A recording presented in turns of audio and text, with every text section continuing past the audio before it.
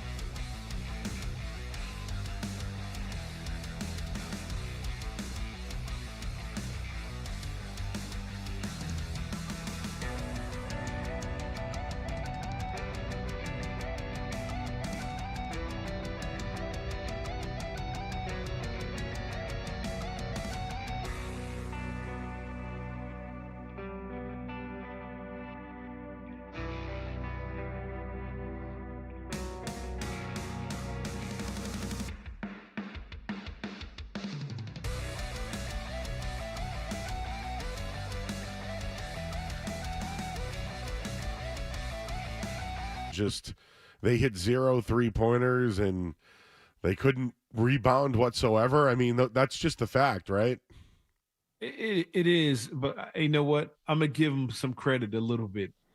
It's not that they didn't, they weren't hitting a bunch. I mean, Al Horford hit like 3 shots and his heel was on the line, a couple of them. But what I give them the credit is they didn't shoot 20, 25 threes in the first half and was just cold. They weren't hitting them, and they just said, fine, we're just not going to shoot them and just keep attacking the basket. And that's how they stayed in the game.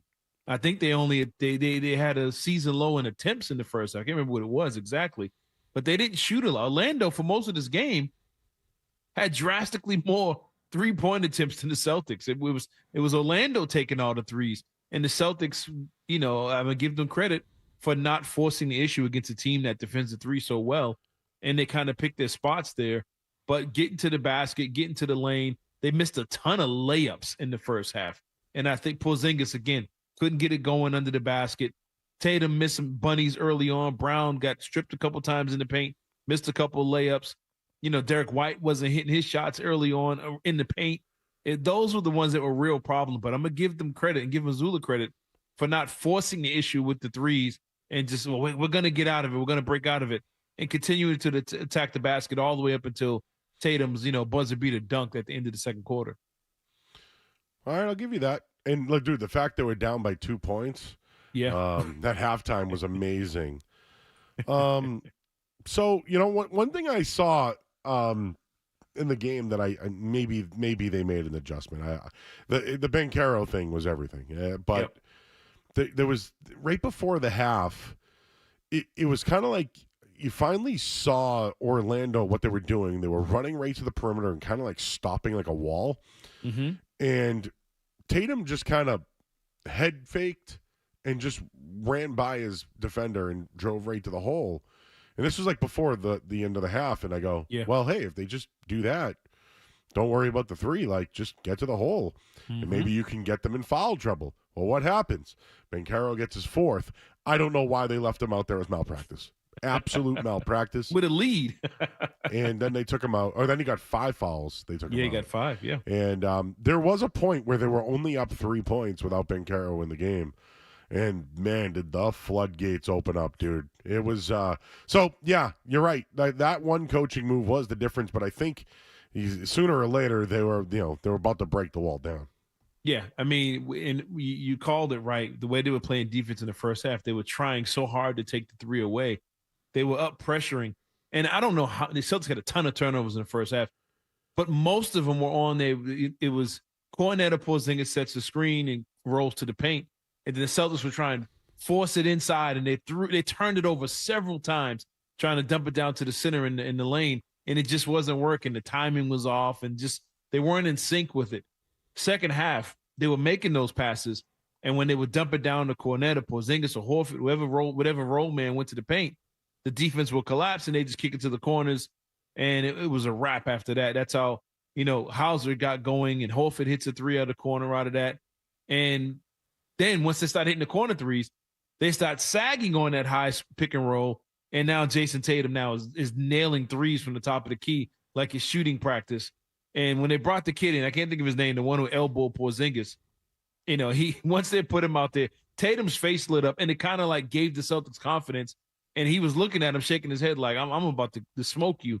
And Tatum just got going, got hot from the top of the key. They overreacted to it. Next thing you know, guys are wide open.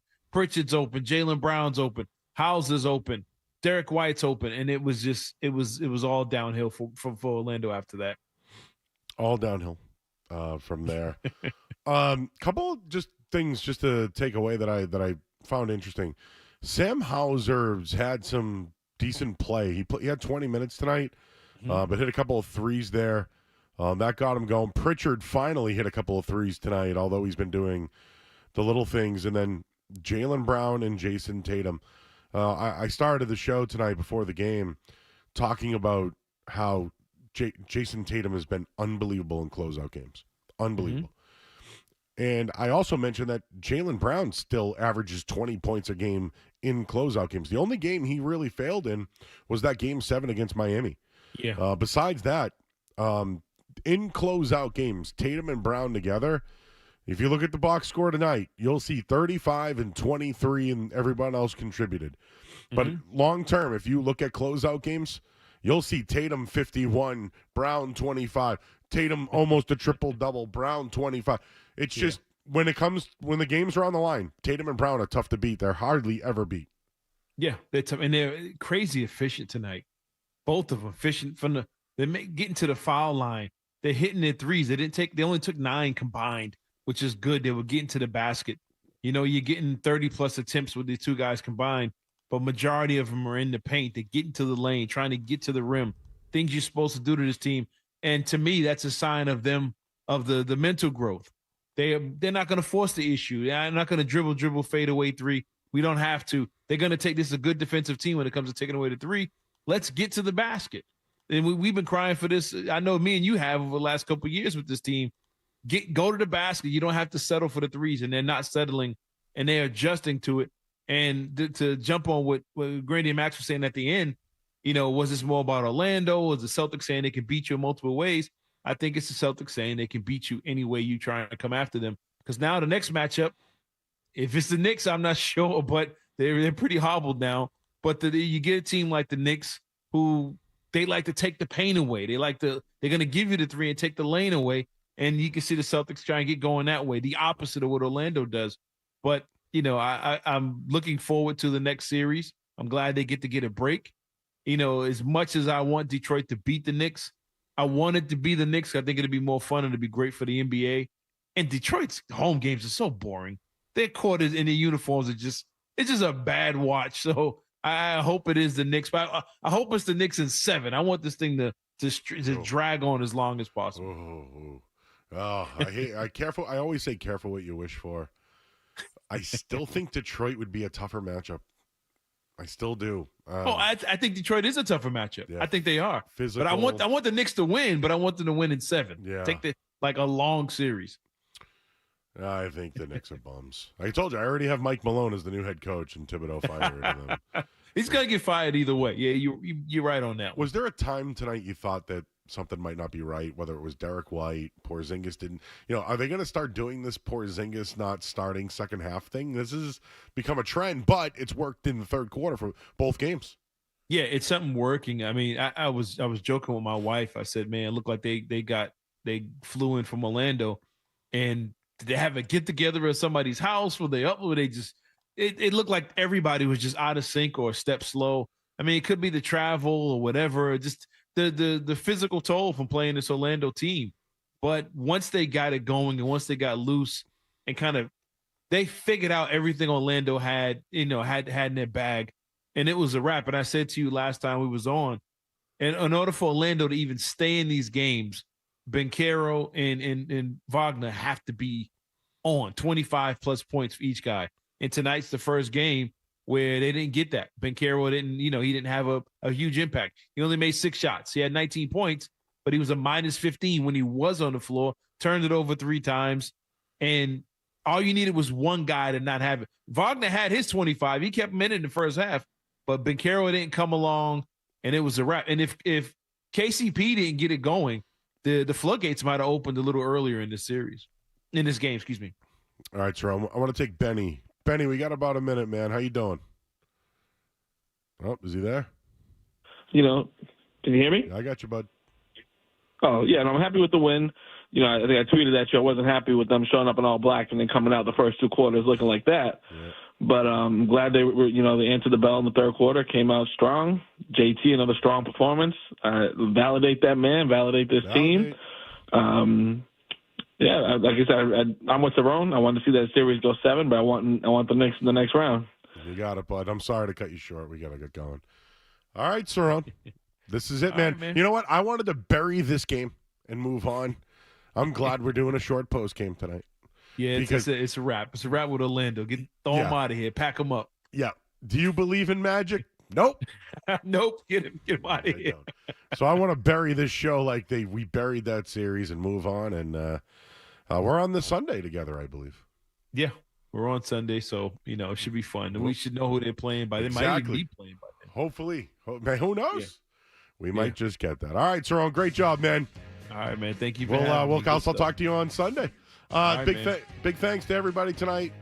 It's Matt Stenberg, James Scaramazino, Josh Barber. I'm Joe Murray. Let's bury this game, bury this series. And guess what? We got a full show tomorrow night. We'll talk to you 7 o'clock right here on 98.5 The Sports Zone. Don't go anywhere. There's more Joe Murray. On